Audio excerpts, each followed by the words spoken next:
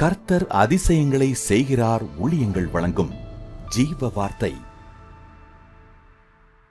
இயேசப்பா நல்லவர், அவர் பெரியவர். உங்கள் துக்கத்தை அவர் சந்தோஷமாய் மாற்றுவார். உங்கள் தேவைகளை அவர் சந்திப்பார். உங்களுக்கு வாக்கு பண்ணினதை நிறைவேற்றுவார். அவர் சொல்லியும் செய்யாதிருக்க மாட்டார். கர்த்தரை தேடுவதற்கு ஒரு நன்மையும் குறைபடாது. கவலைப்படாதீங்க. ஆண்டவரை தேடுகிறவங்களுக்கு ஒரு நன்மையும் குறைபட்டு போகாது. மேன்மையான காரியத்தை ஆண்டவர் செய்வார். இந்த நாளின் ஜீவார்த்தைக்கான வசனம் சங்கீதம் 32:2 வசனம்.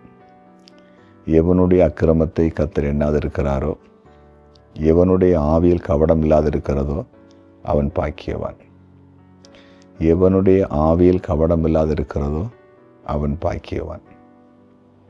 கபடம் இல்லாதவர்கள் அப்படின்னா என்னது? இருதயம் சுத்தமாக இருக்கிறவர்கள்.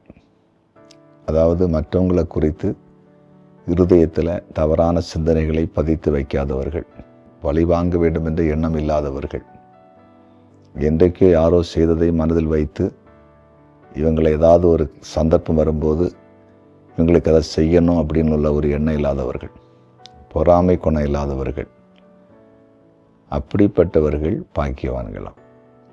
இன்றைக்கி அநேகருடைய இருதயம் பொல்லாத திருக்குள்ள அப்படிப்பட்ட மோசமான இருதயமாக இருக்கிறது. அப்படிப்பட்ட இருதயம் உள்ளவர்கள் தேவனிடத்தில் நன்மையை பெற்றுக்கொள்ளாமல் நினைக்கவே முடியாது. அது நீங்கள் மறந்துடக்கூடாது. இருதயத்தில் சுத்தமுள்ளவன் தான் பாக்கியவானான். அவன் தேவனை தரிசிப்பானான். ஆக இன்றைக்கு தேவ சமூகத்திலே உங்களை ஆராய்ந்து பார்த்து உங்கள் இருதயம் ஒரு கபடில்லாத இருதயமாக இருக்க ஆண்டவரிடத்தில் மன்றாடுங்க. ஏதாவது உங்கள் இருதயத்தில் கசப்பும் வைராக்கியமும் இருக்குமானா இயேசுப்பட்ட போய் சொல்லி, எனக்கு அந்த விடுதலை தார ஆண்டவரே, நான் உம்முடைய பிள்ளையா நான் வாழணும், உம்முடைய நன்மையை நான் பெறணும், எனக்கு உதவி செய்யுங்கன்னு சொல்லி கண்டிப்பாக கேளுங்க. அவர் உங்களுக்கு நிச்சயமாகவே அற்புதம் செய்வார்.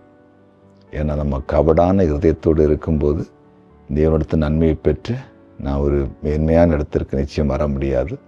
இன்றைக்கி உங்கள் வாழ்க்கையை அர்ப்பணிங்க. ஜெபிப்போமா? ஜெபிக்கலாம். ஆண்டவரே, உம்முடைய பிரசன்னத்துக்காய் நன்றி. இருதயம் கபடில்லாமல் இருக்கும் பொழுது நாங்கள் பாக்கியவான்களாய் மாறுகிறோம் என்று பார்த்தோம். ஒவ்வொருவரும் இருதயம் சுத்தமாக்கப்பட்டு உம்மிடத்து நன்மையை பெற்று பாக்கியவான்களாய் இந்த பூமியிலே வாழட்டும்.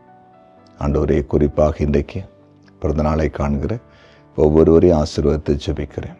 திருமண நாளை காண்கிற ஒவ்வொரு குடும்பத்தையும் வாழ்த்தி ஆசீர்வதிக்கிறேன். குறிப்பாய் வியாதிப்பட்டு கடன்பட்டு இருக்கிற மக்களுக்கு விடுதலை தாரும். வியாதியஸ்தரை சுகமாக்கும்.